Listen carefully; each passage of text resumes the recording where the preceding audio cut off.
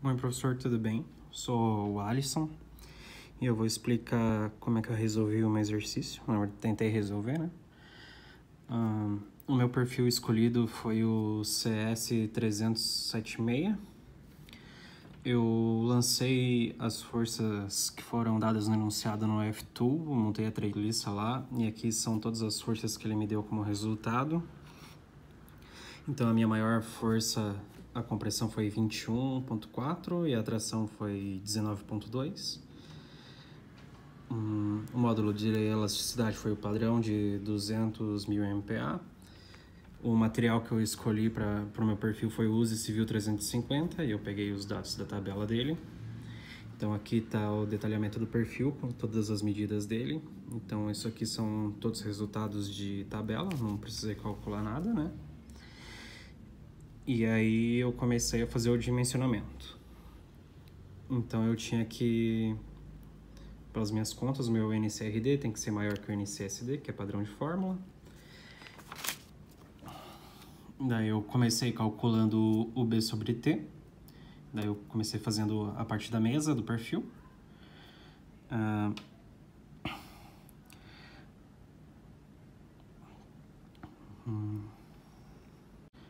Então eu comecei calculando a mesa do perfil no B sobre T. Então BF sobre TF, que é o tamanho da mesa sobre a largura da mesa, que deu 12. Depois eu calculei o BT limite. Essas fórmulas eu peguei todas de tabela. Então, no caso, essa de 64E FY sobre KC na raiz, eu peguei da tabela F1. O KC, ele é de tabela também, e o resultado deu 0,68. E o esperado é que ele ficasse entre 0,35 e 0,76, então, ok. Aí eu joguei os valores na fórmula novamente. E eu vi que o meu BT era menor que o meu BT limite. Então o QS que eu utilizei é 1, né? E depois disso eu fiz as mesmas contas para a alma do perfil. Aí sobre a altura da alma, a largura da alma no BT, depois o BT limite e o meu Q da alma deu 1. Então o meu Q da alma vezes o Q da mesa é 1 vezes 1, que é igual a 1. Então, o perfil ele não sofre flambagem. Voltando aqui, de todas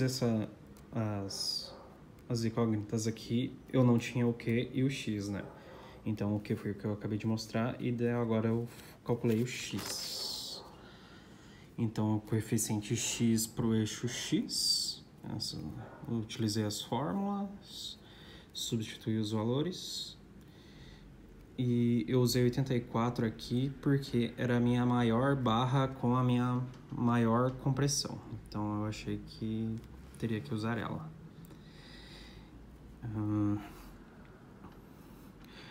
Depois disso, eu utilizei algumas tabelas para mim achar essa fórmula aqui. E substituindo os valores deu 0,988. E depois eu fiz os mesmos cálculos para o eixo Y, que deu 0,965. Depois de conseguir todos o valor de X, o valor de Q e os outros eu já tinha, porque foram todos tabelados, eu cheguei à conclusão que o meu perfil resiste a 3.000 kN e eu precisava que ele resistisse a 21. Então deu ok a parte de compressão.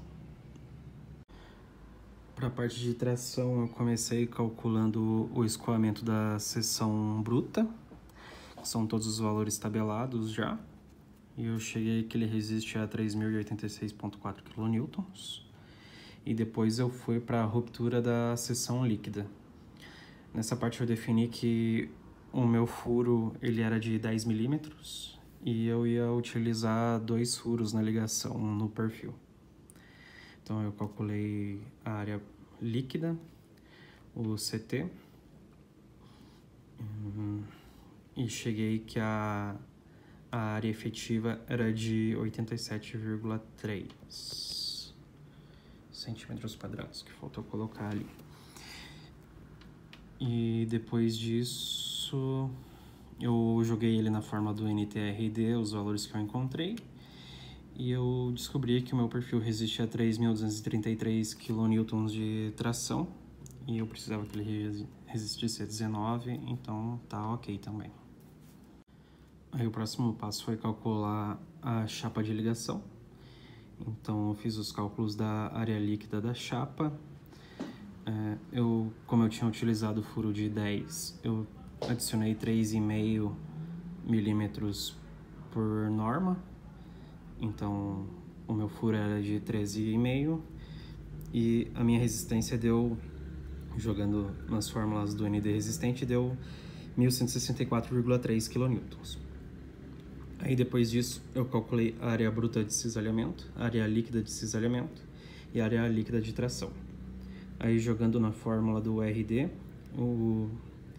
eu calculei primeiro a 40,5, primeiro a área líquida de cisalhamento, o RD1 utilizando a área líquida de cisalhamento, deu 38,3, e depois a área bruta de cisalhamento, deu 44,5.